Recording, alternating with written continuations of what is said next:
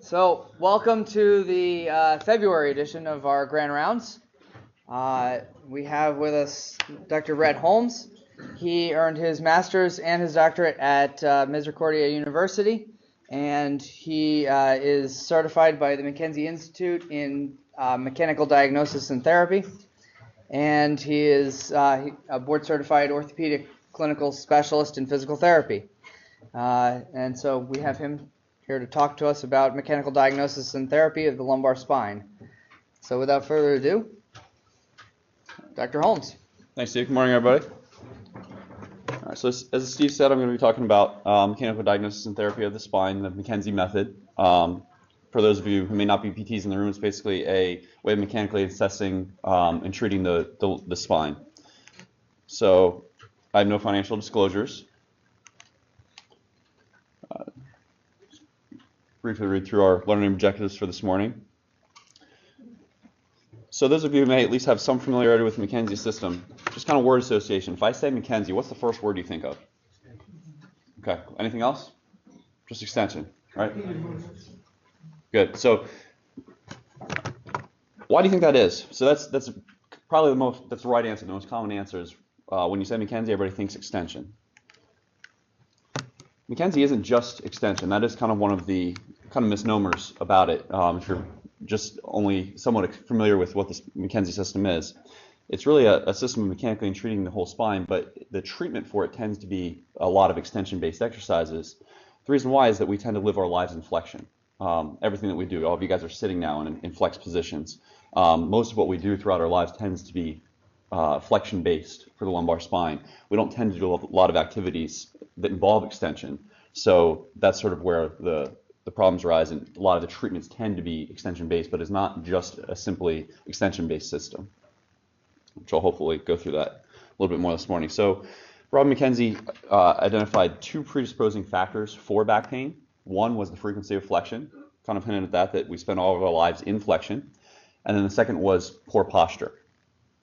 So those two factors combined together were the two biggest culprits in the development of back pain. So prevalence back pain is actually the leading cause of activity limitation and work absence throughout much of the world. It's the primary reason to see a physical therapist, and flexion-based positions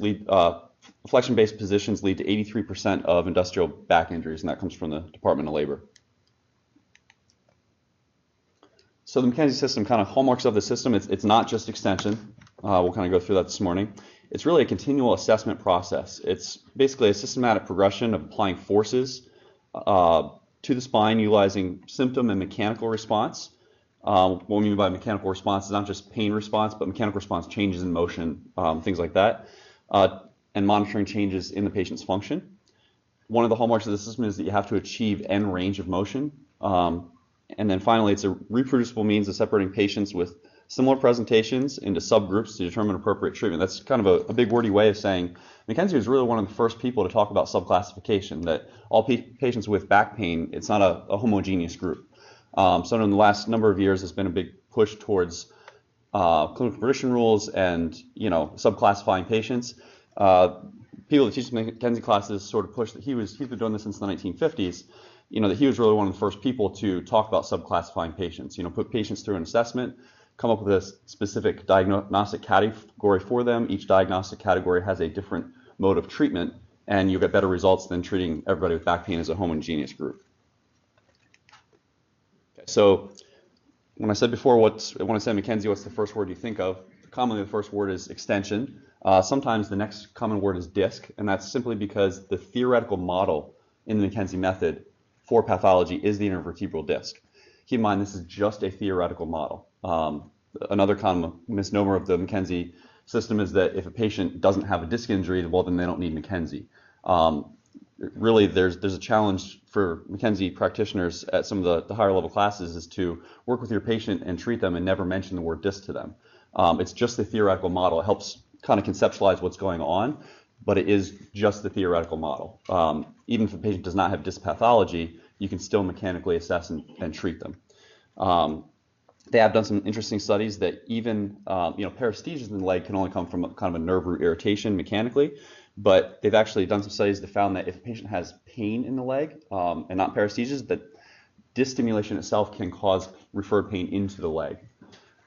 But again, however, even if there is or is not disc pathology, it doesn't change the system. It doesn't change the fact that you're just mechanically assessing and treating the patient with just the theoretical model of the disc being the pathological source.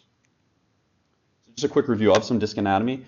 The water content is about 78%, so there's a fluid content to the nucleus. The anterior and lateral annulus are thicker and stronger, whereas the posterior annulus is thinner, it's weaker, it's less firmly attached, it's more elastic, and basically we have the least protection where we need it the most. We spend our lives in flexion, which puts more pressure on the posterior part of the annulus, but that's actually where the annulus itself is the thinnest. And also keep in mind that only the outer 1/3 of the annulus is innervated. So the inner 2/3 of the annulus have no nerve tissue, so they're not a pain-generating structure. Just a picture of the disc.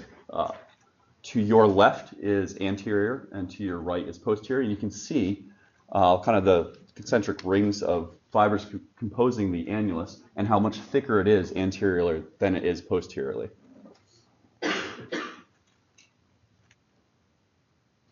So there's also this thought of progressive disc injuries. Certainly there can be traumatic type of disc injuries, but many of the injuries tend to be more progressive in nature. Kind of cracks within that disc can develop first in the inner layers of the annulus, and remember that those areas lack pain sensation. So damage occurs long before pain is felt. By the time you feel pain, the damage has occurred prior to that. And we'll talk about this a little bit later, but in flex positions, the disc is the weakest structure in a flex position for the lumbar spine. It's just kind of a visual view of that.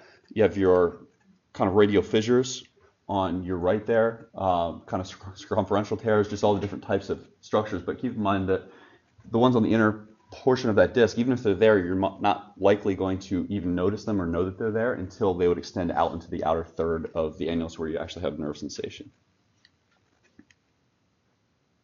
And this is just a top-down view. Towards the ceiling is anterior, towards the floor is posterior. The kind of tannish, whitish area is kind of normal tissue, and you can kind of see the radial fissures there. And actually, if you look up towards the periphery, especially on the right, you can see even some circumferential tearing of the annulus there.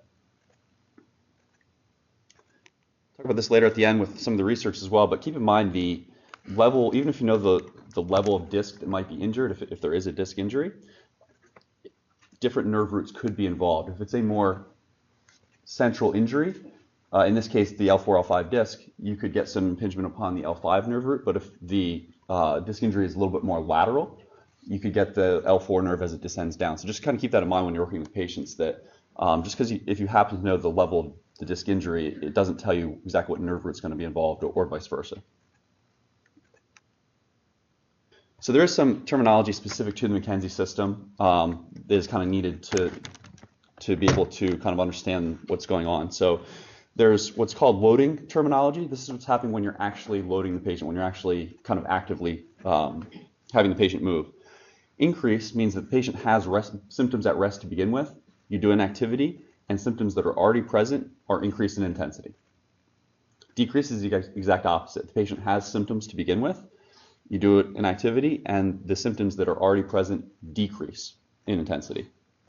Produced, similar to increase, but instead of having resting symptoms that get worse, produced is they have no symptoms to begin with. You do an activity, and there are now symptoms. You produce symptoms. Abolished, exact opposite. They have symptoms to begin with. You do an activity, the symptoms go away completely. They've abolished. Centralized and peripheralized. Centralized being movements or loading strategies abolish the most distal symptoms. So if they have symptoms all the way to the foot, you do an activity, now the symptoms are only in the back and the buttock. They've centralized because you've abolished them from the more distal area. Peripheralized is the exact opposite of centralized. You take symptoms that are more central and they peripheralize. Somebody had only back pain, you do an activity, and now they have leg pain. They've spread more distally, it's now peripheralized. ERP or end range pain, pain that appears at the end range of motion and disappears when end range is released. So think pain at the end range, you go away, the pain goes away. PDM or pain during movement, described almost as a speed bump. They get pain during the actual movement itself. So just kind of some terminology to recognize, and that's during activity. The afterloading terminology, this is kind of like the after effects. Once you've loaded them, what happens? This is the terminology to describe that. Worse is symptoms were produced or increased, and after you stop, they remain worse. This is where it can get a little bit confusing if it's new terminology for you. Not worse is you produce or increase symptoms during the activity, but once they stop, the symptoms dissipate and go back to the way they were before you started. So they're not worse. You increased or produced them, but the net end result is that they're no worse. And better and not better are exactly the same idea as the worse and not worse. But better is you did an activity, it either decreased or abolished their symptoms, and they remain better as a result at the end of the activity. Not better is you decrease or abolish their symptoms, but when you stop, the symptoms return to their baseline level. And then centralized and peripheralized, the same idea, but just once they stop, the symptoms remain centralized or the symptoms remain peripheralized. And then no effect, NE, or sometimes it's put in status quo. Basically, the movement had no effect on the symptoms. And again, just some kind of shorthand that the McKenzie system uses. Shorthand for some of the motions. So extension and standing is shortened to EIS. If you ever see these in notes, you kind of have a sense of what the therapist is talking about. EIL, extension in line, most of us would call that prone press up. It's the same exact thing. POE, prone on elbows. FIS is flexion in standing. FI sitting is flexion in sitting. FISS, flexion in step standing. So foot on a step stool or something like that, and flexing would be flexion in step standing. SG, side glide. Another terminology that might be somewhat specific to the McKenzie system. A side glide is a lateral movement of the pelvis, different than a side bend. SGIS, side glide in standing. And then OP, overpressure. So just some terminology, if you happen to see it in notes or anything like that, you kind of know what it means. So the McKenzie system is really broken down into his 3 syndromes. So this is kind of the 3 subclassifications within the McKenzie system. The posture syndrome, the dysfunction syndrome, and the derangement syndrome. I'm going to talk about each one a little bit separately and what classifies them and also how they're treated. So the posture syndrome, we'll come back to this picture in just a second. But it's kind of self-explanatory. The posture syndrome is really just pain caused from poor posture. There's Robin himself. One of his famous quotes is, "Prolonged stress damages, intermittent stress strengthens." And that kind of fits with the posture syndrome, that prolonged stress is going to damage. So what the posture syndrome really is mechanical articular pain. It's caused by mechanical deformation of pain-sensitive structures, and pain increases with increased and prolonged deformation. Basically what that means is that you're taking normal tissue and stressing it abnormally. So his kind of famous analogy is the finger analogy. Take your finger and bend it backwards. Bend it backwards until the point where it hurts. And the longer you hold it there or the harder you push, the more it hurts. When you release, does the pain go away? Yes. Is there any tissue damage caused? No, there's no tissue damage. You're just taking normal tissue and applying an abnormal stretch to it. There really is no pathology. And this is kind of important to know. Chemical treatment is ineffective. If I'm holding my finger in this position, I can take all the Tylenol in the world. My finger's still going to hurt. It's going to hurt until I remove the mechanical stress. So exam findings. If you're treating a patient with posture syndrome, the things you're going to find in your exam. Again, we talked about it's abnormal stress to normal tissue, or just thinking about the tissue property of creep. You rarely see this clinically in isolation. You see it all the time combined with other things, but you rarely see this only in the clinic just as posture syndrome. Most of the time because people kind of figure it out on their own or because it progresses into a derangement over time.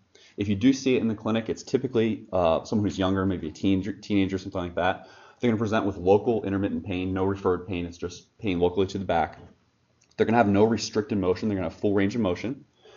All repeated motions or sustained positions are going to have no effect on their symptoms. You're not going to be able to reproduce their symptoms through repeated motions. Pain is only going to be produced with sustained end range positioning. So perhaps during your taking your subjective history, if the patient's sitting in poor posture, they'll tell you at the end of the subjective history, where they've been sitting for 10 or 15 minutes, that they have back pain. You go through an entire exam of repeated motions, you can't reproduce it. They're going to be no worse as the result of that, but over time, if uncorrected, postural syndrome can progress into a derangement. So I know it's kind of an old photo here, but this is literally Robin himself helping correct a patient's posture. Really, the treatment for postural syndrome is slouch over correcting the sitting posture, educating the patient that they hurt because they're taking their back into an end range stretch position for prolonged periods and causing pain.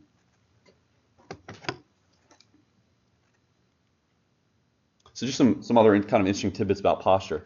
They did a study where they took 500 cadaver discs, and in a neutral erect posture, they compressed them basically until something is a limiting factor, something's eventually going to break. In a neutral position, 500 out of 500 discs, when they were compressed, ended up with an end plate fracture. No actual disc herniations or anything like that. So basically, in an erect posture, the vertebral end plate's the weakest link. Fighter pilots, they're in a lordotic position, a nice supported position when they're flying. If they happen to have to eject, there's over 20 G's of force, 4,000 pounds of pressure on their spine. Because of all that compressive force, you can have end plate fractures sometimes. In fighter pilots, they eject, but there's rarely, if ever, a disc injury because they're in a lordotic position.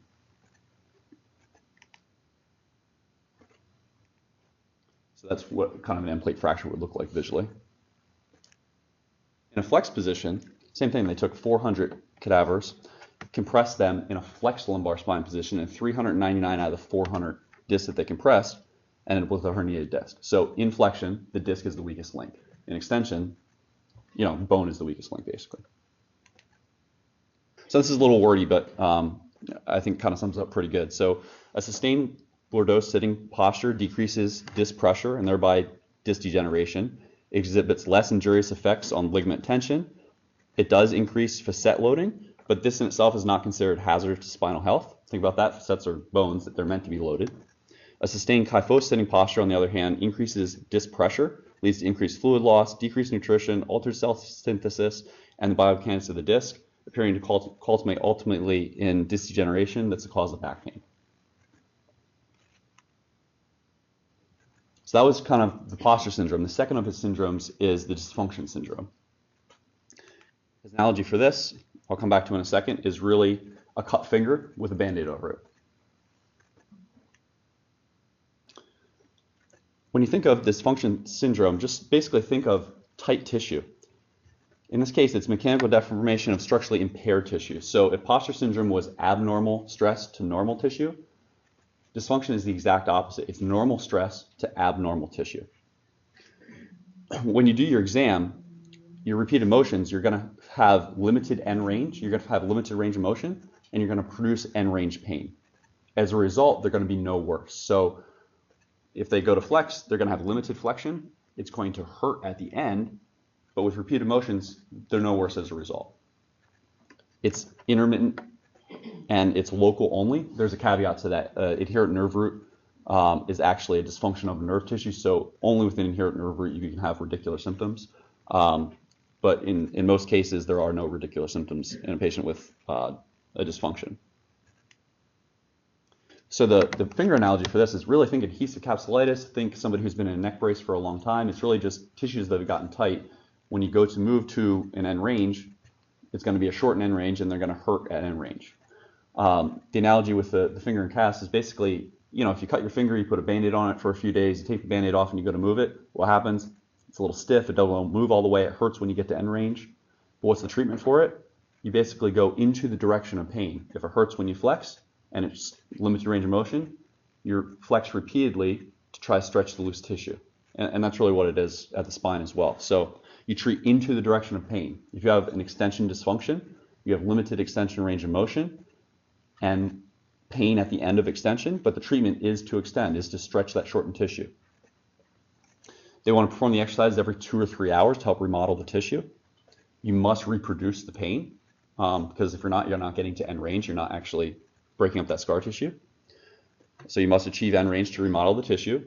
The pain should subside within 10 minutes after the performance of the exercises. So with a dysfunction, there is no lasting or constant pain unless you get super aggressive with your exercises and you're being way too aggressive, then you can set off kind of an inflammatory response. But as long as they're doing the exercises properly, it's just intermittent pain. There is no rapid change in range of motion, so you don't, with a patient with a dysfunction, you don't expect them to come back in 2 or 3 days and have a significant improvement in range of motion. Again, think adhesive capsulitis. You don't expect your frozen shoulder patient to come back in a week and have gained 30 degrees of motion necessarily. Same thing with this. It's, over the course of 4 to 6 weeks, you can remodel that tissue and regain range of motion, but no rapid changes. All right. So derangement is probably the one that most people are familiar with McKenzie. The famous story with him, it's not Mr. Anderson from The Matrix, but Mr. Smith was the patient that he found back in 1953, a therapist in New Zealand, treated a lot of sheep farmers and such, and it was a chance discovery. He was treating a patient with radicular leg pain for a number of weeks and wasn't really getting too far. He was busy at the time, told the patient to go lie in a private treatment room with a table, and the table was semi-reclined. He intended for the patient to lie down supine, semi-reclined on the table. He came back after he was busy a few minutes later, and the patient was actually lying on his belly, propped into extension. And he came in and he said, "Oh my gosh, I'm so sorry. You must be hurting. I meant for you to lie on your back." And to his surprise, the patient got up, and not only was he not hurting, his leg pain that had been there for weeks had disappeared. And it kind of got McKenzie to kind of scratch the head and say, what's going on here? And that led to him investigating and developing the entire system. So I didn't really include it in this lecture, but keep in mind that because we're talking about the lumbar spine, I'm trying to focus on the elements that are specific to the McKenzie method, but you're still doing red flag screening and all that sort of thing with use of this. So really what you're doing, always making sure that you're taking your baseline measures. So looking at their posture, any deformity that's present, their range of motion, their symptoms, doing a neurological exam if it's called for, as well as any concordant signs, so that when you're assessing them, you have your baseline, you do your assessment, and then you can recheck your baseline measures to see what's changed. So when is it best to perform a neuro exam? Basically, if they have symptoms into the thigh or leg, they have paresthesias, weakness, or pain into the thigh or leg, that's when it would be appropriate to do a neuromotor exam. If they only have local back pain, it's not necessarily called for. When we talk about mechanical presentation, what that really means is, what does the range of motion look like? What are the restrictions? Do they have a deformity, meaning that they're stuck in one position? Do they have any deviation of movement or aberrant movement, as you guys may refer to it as? What's their quality of movement? And do they actually achieve curve reversal with movement?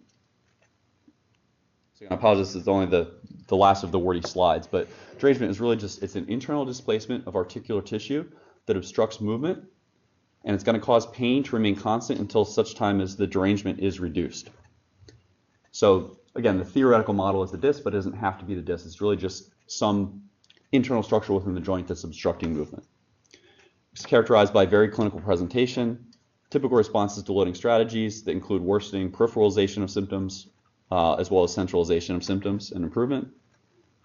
And it's going to respond to loading strategies. So you're going to see quicker changes with this than with a dysfunction for sure. So the derangement syndrome is really just an anatomical disruption or displacement within the motion segment. It's the most common syndrome. They've done some studies where they have McKenzie practitioners evaluate a whole number of people, and I think they found that somewhere between 70 and 80% of all patients classified within the McKenzie system fall into the derangement classification. So basically, patients are going to have pain and symptoms as well as obstructed movement. They can have a deformity or a deviation of movement if it's more severe. Symptoms can be variable. So basically, if you have something obstructing the joint, the symptoms can be intermittent or constant. They can be constant if that whatever is obstructing the joint is constantly obstructing the joint. It's going to continue to hurt until the obstruction is removed. It can be local or referred pain. It can be gradual or sudden onset, acute all the way through chronic. One thing that distinguishes the derangement syndrome is that they can have centralization and peripheralization of symptoms. This is the only syndrome where they will have actually centralization and or peripheralization. And it can be any age range. The age 20 to 55 is kind of the most common, but there's derangements in teenagers. People all the way up into their 80s can have derangements. So the exam findings, when you do your mechanical exam, what you're going to find, repeated motions or sustained positions are going to change their symptoms. The other two syndromes, aren't really going to change or have a lasting change on their symptoms. You're looking to determine a directional preference, a direction basically that is going to decrease, abolish, or centralize their symptoms that remain better, and improve their mechanical presentation. So keep in mind when you're evaluating people, it's it's great when they have pain and restricted motion and you're doing something and pain goes away and the motion improves. That doesn't always happen. Sometimes you'll see one change before the other. Sometimes the patient may still have the same amount of pain, but there's a significant change in the range of motion. If all other variables remain the same, an improvement in any one means that you're going in the right direction. If you keep going in that direction, the other should follow suit. And then the opposite direction typically is going to increase, produce, peripheralize, and worsen their symptoms. And they can end up with a more blocked or worse mechanical presentation. We'll talk about this just a little bit later too, but sometimes when you're a little bit unsure, in a very cautious way, you may choose to purposely try to provoke that patient. You know, we're all, as therapists, we always try to get the patient better, but diagnostically trying to figure out what's going on, if you're kind of a little bit unclear, one way to test things is to try to pick a movement that you think might actually make them worse. If you do it in a guarded way and you can prove that it makes it worse, then you've kind of got more useful information. Obviously being very, very careful not to totally flare that patient up by giving them something that's too provocative.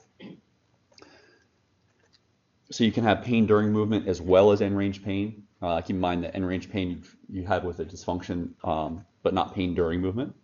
There's always going to be a loss of motion with derangement. And in your typical classic posterior derangement, they're going to have difficulty with curve reversals. The patient's kind of some guiding questions.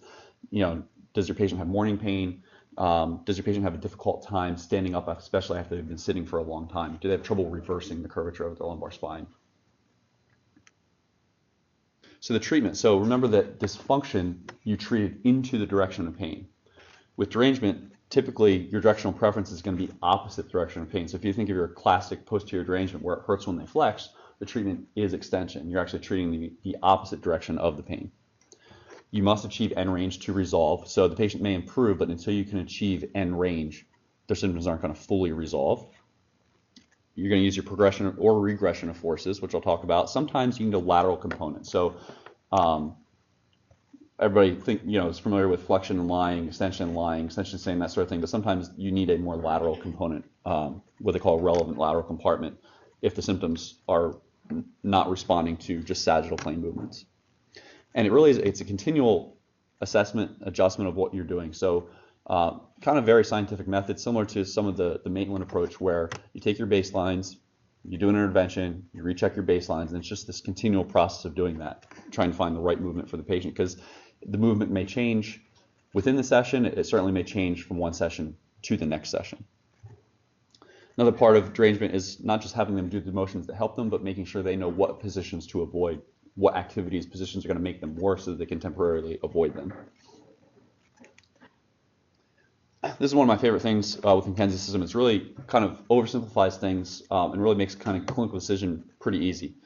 It's the traffic light guided treatment. So basically, when you're working with a patient, you have to determine if you're finding is a red light, a green light, or a yellow light, or since McKenzie's from New Zealand, an amber light, I guess they call them in New Zealand. So if you're doing something and it's making the patient worse, it's peripheralizing them, it's producing pain, it's worsening their condition, that's a red light. You have to stop, you have to do something different.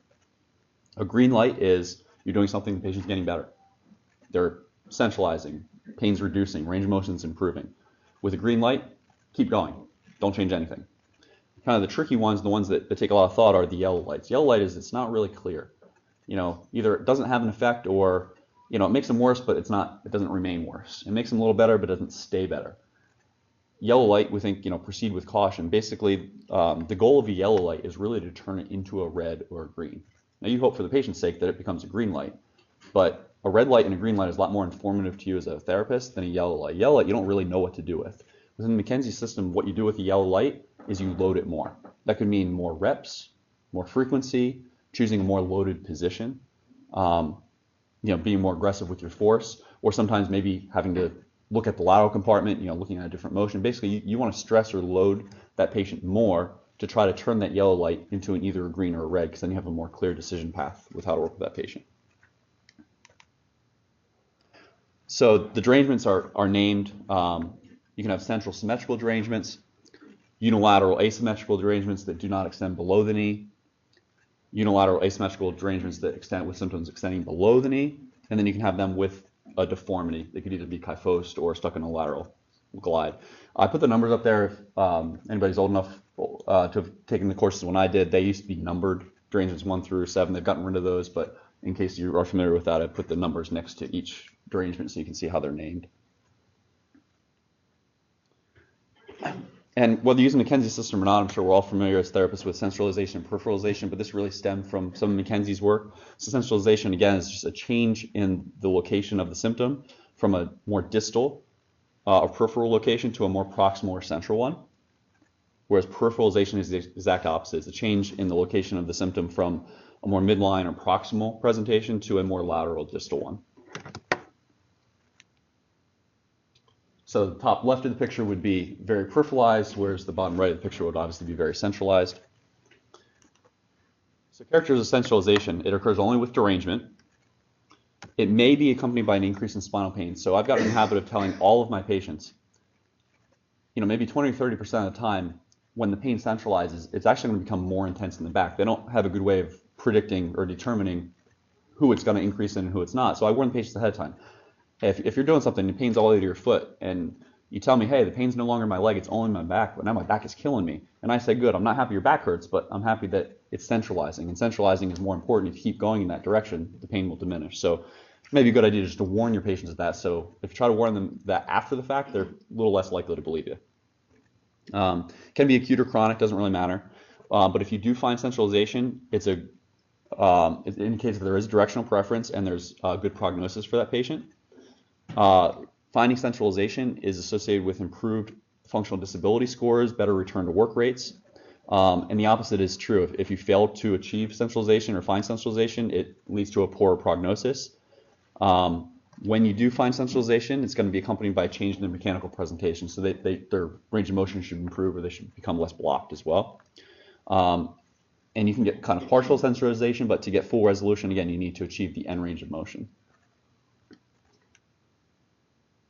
So I mentioned this a little bit before with deformities. You can actually have a derangement with a deformity. What that really means is that you have an internal displacement within that motion segment that is actually obstructing movement or the curve reversal. So you can have patients that are kyphosed and literally stuck in a flex position there. They're unable to extend or even get to neutral upright.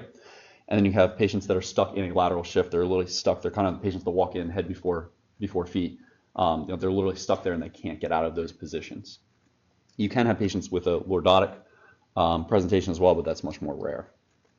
And the key about being a deformity is that the patient is unable to self-correct. It's kind of big picture going back to derangement, the treatment principles that you're looking for. Basically, you can treat patients with extension, flexion, straight lateral compartment, or a lot of times what's needed is a combination of extension and lateral compartment, flexion and lateral compartment, or throughout the course of their care, they may need extension, and they may need a little bit of lateral, and they may need to go back to extension. So it can change throughout time. And also there are patients that are irreducible, patients that we're not able to help. One thing I do like about the McKenzie system as well is it gives a kind of defined way of classifying patients. So we can better pick out the patients that we're unable to help. And if we're unable to help that patient, instead of kind of wasting our time, wasting their visits, their copay, and letting their symptoms linger and worsen, we can get them to another provider if we just aren't able to help them. Typically with the McKenzie system, you take 3 to 5 visits to try to subclassify their symptoms. If you're unable to improve them in 3 to 5 visits, there's a pretty good chance that they're just not going to mechanically respond, and maybe PT isn't right for that patient, or at least right at this time for that patient. So it kind of gives in addition to helping patients, it gives a better kind of understanding of the patients that maybe we can't help, and to be able to expedite those people getting off to different or better care, or more appropriate for them at that time. So the kind of just broke it down into the different planes of movement. So with your flexion principle treatment progression, starting kind of the most unloaded position, flexion lying, or a lot of us would call that double knees to chest, and getting slightly more loaded. Flexion sitting is slightly more loaded than that. Flexion and standing, flexion lying with clinician overpressure, it would be about the most loaded flex position. If there is a lateral component combined with flexion, this is where you would have your flexion and step standing. McKenzie would call this rotation and flexion. Other PTs might call this like lower trunk rotation. Basically, would be a flexion with rotation movement. Rotation mobilization in flexion, rotation manipulation in flexion. The extension treatment principle. So you have kind of static and dynamic positions. You have static and dynamic positions for flexion. I just didn't include all of them, but for static, just posture correction, lying prone, lying prone in extension or prone on elbows, and then sustained extension. Kind of your dynamic movement based would be slouch overcorrect and then extension lying prone press-ups. Extension lying with patient overpressure is sometimes called the sag and lock. It's basically where the patient presses all the way up into extension, locks their elbows, and then gives an exaggerated exhale to kind of sag the back more, to kind of force a little bit of overpressure, again with the idea of achieving end range.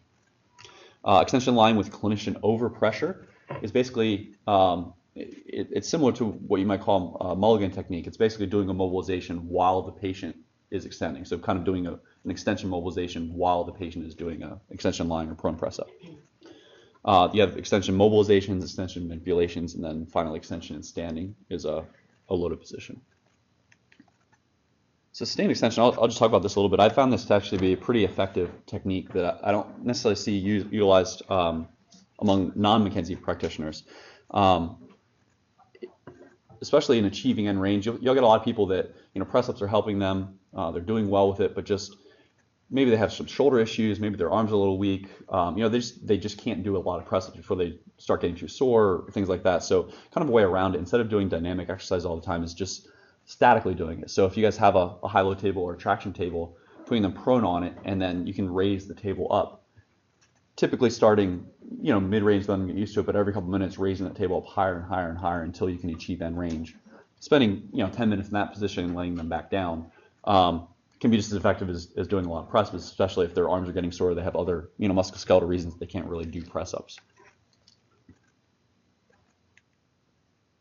So we talked about flexion and extension, kind of the lateral the frontal plane progression.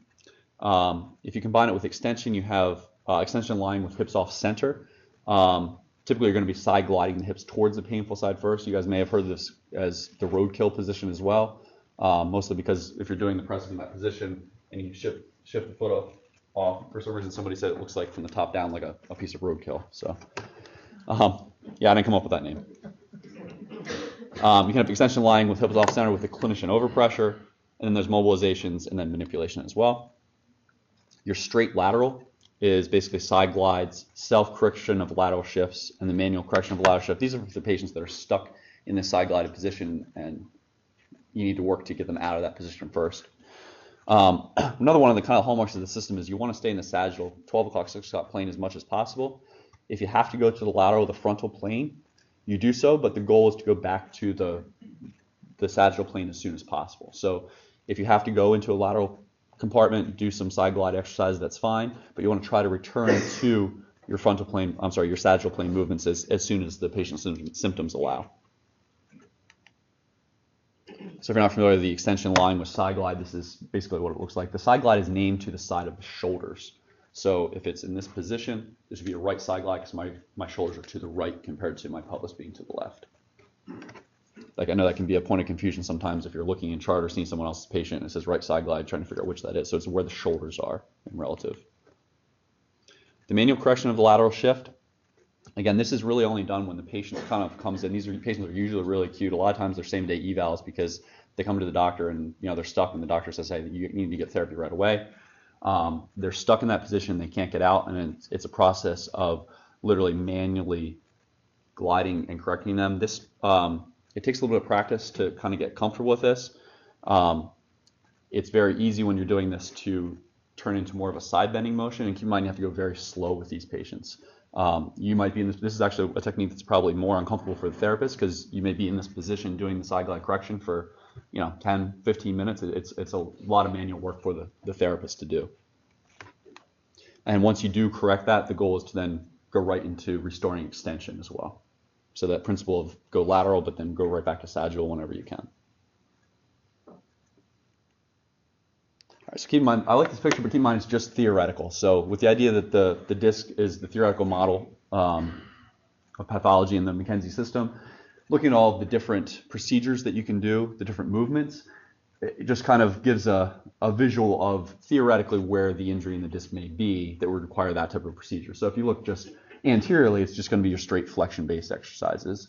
If you look posteriorly, it's going to be your extension-based exercises. If it's more towards the 2 o'clock, 3 o'clock, 5 o'clock area, you're going to get some of the movements that involve more side glide with extension or rotation with flexion. So again, it's just a theoretical model in your head that helps you kind of in your decision-making process, but again, if the patient does not have a disc injury, it doesn't matter. It's more mechanically assessing how the patient responds to movement.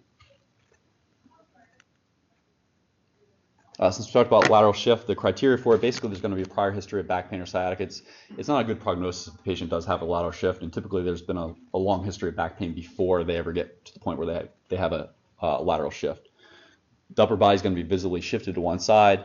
The onset of shift is going to occur with the onset of back pain. The patient's unable to correct the shift voluntarily. If they can correct it, they can't maintain the correction. The other thing key about this is you have to correct that shift in weight bearing. If you think, hey, they're stuck in that position, why don't I put them prone where they're going to be more comfortable and correct it that way? Typically, if you do that, you may get it corrected, but as soon as they weight bear again, they're going to fall back into that position. So if they're truly stuck in that lateral glide position, it really needs to be corrected in a weight bearing position, or it's most likely just going to recur again.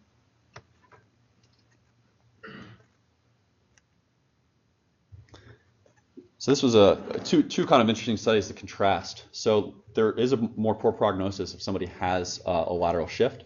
It indicates an increased likelihood of surgery. It's a more severe injury. If the shift is present, there's significantly going to be more nerve root pressure.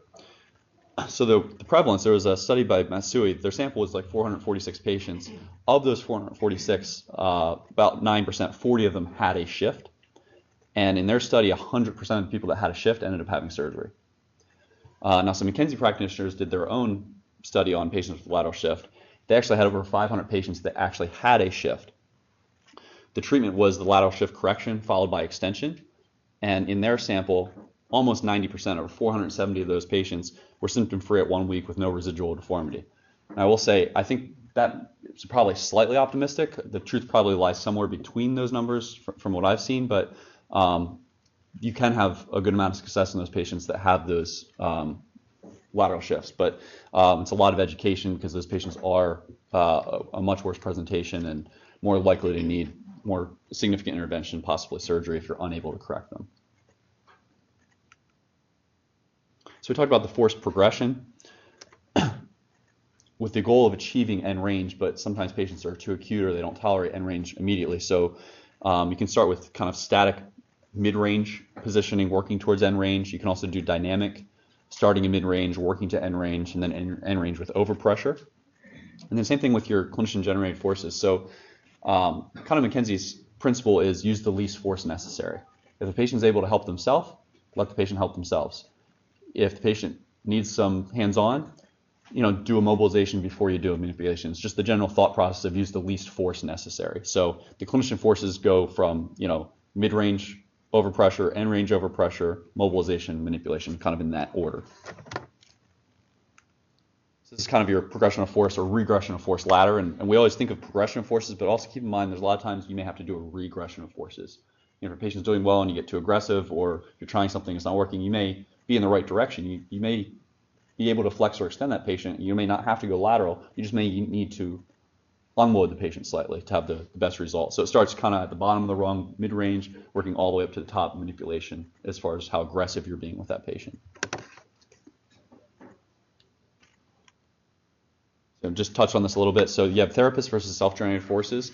You're going to begin with the patient's self-generated forces, progress to therapist-generated forces as necessary.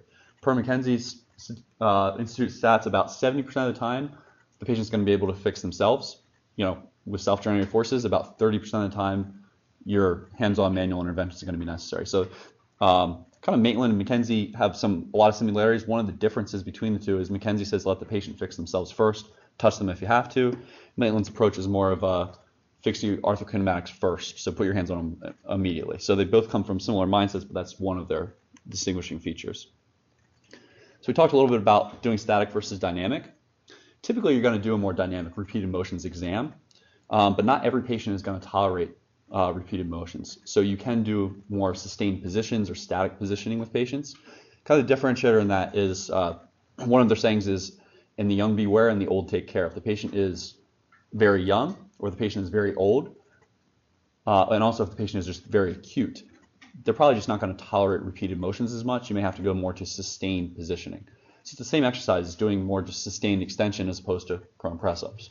Doing a flexion and lying, hold the knees to the chest as opposed to repeated movement. So you can imagine a patient that's older or a patient that is acute, that just may be a better solution for them than just doing repeated motions, because even if you're doing the right motion, just all of that movement may be an aggravating factor for that patient. This kind of gets back to the traffic light. If you have a yellow traffic light, if you're not sure, methods to confirm or clarify the symptom response.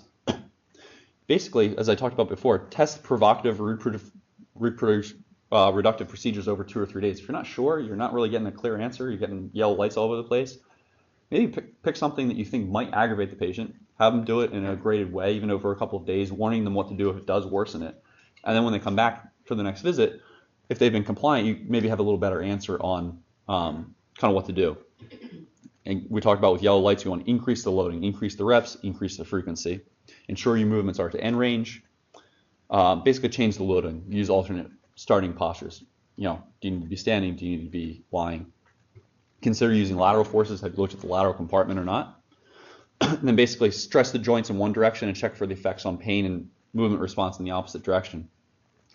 Sometimes with patients, we end up kind of chasing the pain, like chasing smoke, and you never seem to catch it. Or if patients aren't able for a number of reasons to give you a very reliable response with what's happening, just assessing mechanically what happens. If you can, either flex them repeatedly or send them repeatedly, and then look at what motion changes there are, sometimes that can help. Because sometimes you'll see motion changes before pain, or if you can't get a really good answer, a clear answer from the patient on what's happening with their symptoms, you can just look mechanically what's happening.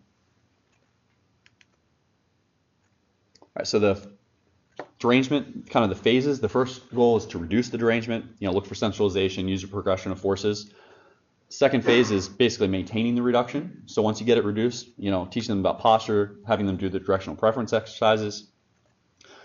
Step 3, sometimes we don't get to in the clinic all the time, but it's recovery of function. So basically, once that patient is stabilized, I'm not sure if you guys know this, but one of the hallmarks of the McKenzie system, if somebody has a derangement, once you have it reduced and maintain the reduction in your classic derangement where extension helps them, is actually returning them to flexion. So having the patient reperform flexion exercises to reintegrate and re-stress that tissue.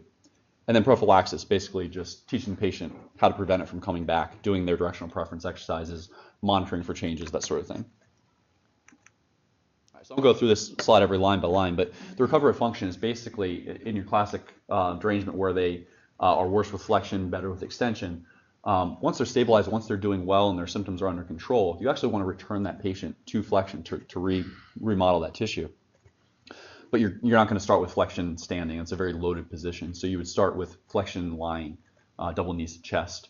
Do a few reps. Typically, you're going to do some extension afterwards to kind of mitigate any poor effects. And if they respond well, slowly loading them more each day until eventually they can do a flexion and standing. So we don't always get to that in the clinic. Sometimes just because by the time patients feel better, they don't want to keep coming, even for that component of the rehab. The other part about the McKenzie system that I really like is that it's very patient-focused. The whole idea is to teach the patient how to help themselves. This is a wonderful book, whether using the McKenzie system or not. I think it's an excellent resource for patients that have back pain. It's called Treat Your Own Back. You can order them through OTPT online. They're relatively cheap. It's about $10, I think. And it really is written for a patient who doesn't know anything anatomically, biomechanically. It's a quick, simple read. It's about 50 pages, lots of pictures. It's very easy to read. It just kind of walks you through why your back hurts, what you can do if your back hurts, kind of how to self-treat it. It kind of distills the McKenzie method into a really simplistic, basic treatment for patients. It's a really good resource. I don't really kind of push them on people, but I have patients that get them all the time, as well as if they've had an episode of back pain, they get better, something they want to use kind of moving forward to help them prevent their future episodes. So we talked about some patients that we just can't help every patient that walks in the door. I like the McKenzie system because it really helps us with the algorithm of who we can help and who we can't help. So for McKenzie, the people we can't help are people that have an irreducible derangement or maybe only a partially reducible derangement. The clues that we're going to find mechanically or in their presentation to clue us into that are constant symptoms to the foot, constant paresthesias and numbness, no position provides them relief. This is another key one. When if they have an onset of leg pain, the back pain goes away at the onset of the leg pain, and the leg pain becomes severe. If they have myotomal weakness, gross loss of all motions, that lateral shift, they're stuck there again. That's not a great prognosis. And also, this is really the last one, second to last one. All loading strategies cause worsening peripheralizing. If you're taking the patient through all of these loading strategies and everything is making them worse, nothing is making them better, that probably is simply a patient maybe that we can't help, at least help at this time. So these are just some pictures of actually disc ruptures. These are patients that we, may be less likely to help.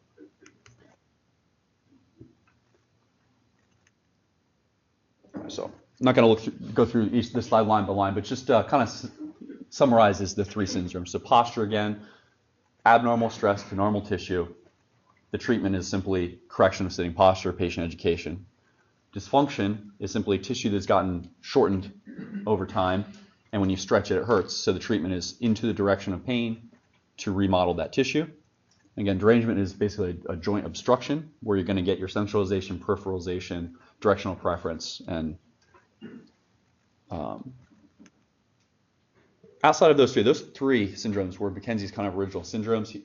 His classification is sort of expanded to include some other things that we haven't talked about today that happens a lot with patients with back pain. One of the classifications is trauma. So it's basically that you have mechanical deformation and chemical pain. Think of your patients after significant falls, after motor vehicle accidents. The classification is a temporary classification that basically just everything hurts. And they may have a mechanical issue, but they're so chemically irritated, you really can't sort out the mechanics. So with these people, it's basically just kind of rest, relax for a couple of days, and then reassess them. It is just a temporary classification until they're more calmed down and you can further mechanically assess them. There's mechanically inconclusive, where they basically have an inconsistent response to loading strategies. There's no obstruction of motion. It's been talked about by some. This is where some of these patients may fall into that psychosocial approach where you're treating in that light, pain management type of things. I'm not going to go through this slide line by line, but you have the three syndromes, and then the other things that kind of fall outside the McKenzie system, but they still recognize are things to be treated. Stenosis, if it's an SI issue, a hip issue, and things that fall outside the McKenzie's three syndromes, but are still legitimate pathologies for us to be treating. So again, it kind of goes outside the scope of this lecture, but just some kind of next level things. There are multi-directional dysfunctions involving multiple directions. Anterior derangements, patients that actually improve with flexion and worsen with extension, and not just stenosis, but an actual derangement. Concurrent derangement with dysfunction, posture, along with a derangement. These things are very common. There's a few other things that are kind of next level that go a little bit beyond the basic intro to McKenzie stuff. McKenzie does have an exam form, so it can be kind of used worldwide. If any McKenzie practitioner kind of picks up the exam form, they should be able to look at it and figure out exactly what's going on with that patient. They have kind of a standardized way of filling it out. Touch briefly just on a couple research. This was a pretty classic article. It's called "Does It Matter Which Exercise?" Basically what they did is they mechanically assessed a group of patients with back pain. And if they found a directional preference, they split it into three groups. Group 1 had an exercise matched to their directional preference. Group 2 had an exercise matched opposite their directional preference. So if they preferred to move an extension, they were actually given flexion exercises. And Group 3 was given basically a non-directional exercise, almost as a control group. So typically in a study, a high dropout rate is a bad thing. I think in this study, more than 30% of patients in Groups 2 and 3 withdrew. But I actually think that's a good thing because it kind of proves the study. Group 1, no one withdrew. So basically what they found is that in Group 1, the patients that were given their directional treatment exercise as their treatment, more than 90% rated themselves better at 2 weeks. They had significantly less pain, significantly less medication use, and improved outcomes measures. Group 2, which is given the opposite direction that they should have been given, only 20% rated themselves better. And Group 3, the non-direction, only 40%. So basically just proved if a patient has a directional preference, you give them treatment into their directional preference, they're going to improve. And if you don't, they're not going to improve very much, or they're going to drop out of the study because they're not getting any better. So that was kind of like a classic study for the McKenzie system. There are some studies out there that have been able to kind of poke a few holes in the McKenzie system reliability, but what I'll say about that is that a lot of them don't use McKenzie trained practitioners, either people certified in McKenzie or diplomaed McKenzie practitioners. They'll use people that have been either too A or B or A and B, only a couple of the Con Ed courses, and the reliability and agreement between therapists that have done no training or partial training isn't that great. But among certified and diploma McKenzie instructors, there is very good reliability in syndrome identification, directional preference, and all those sorts of things. So if you look at those studies, if any more studies come out, at least check to see whether they use McKenzie credentialed or diploma instructors or practitioners or not in the study. And it would make sense that if you have a whole training system, that the people that have been certified in the system should be more reliable, hopefully, than people who have either not been or only partially been trained. So the effectiveness, they found that the McKenzie system is found to be superior to MRI in identifying painful from non-painful discs. You can see some pretty good sensitivity and specificity for determining if there's a competent annulus after a McKenzie mechanical assessment. And they're actually able to find that patients improve more in less treatment sessions than kind of just standard physical therapy approaches.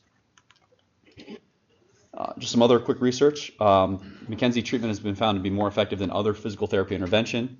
Our own clinical practice guidelines show strong evidence for the use of specific repeated motions to promote centralization in patients with acute low back pain, which kind of is a lot like the McKenzie method.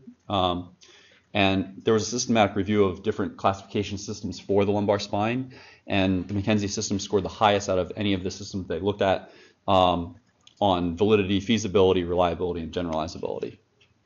So finally, anybody that's more interested in the McKenzie system, there are 5 courses, A through E. Over time, I think E is for the extremities. McKenzie actually did have kind of the same type of treatment system for the extremities.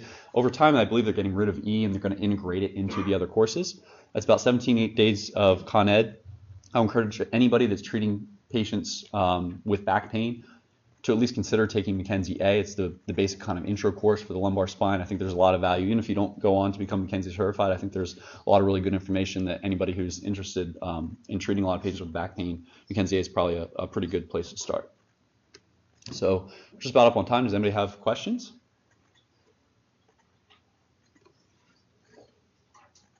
No? Thank you. Thank you very much. Everybody, make sure you sign in the correct form. There's one form that's separate for New Jersey, so if you're from New Jersey, please sign that one. Everybody else sign the other 3. And then pick up your certificate and your make sure you leave your feedback form. For people online, please email me for the quiz. Thank you very much.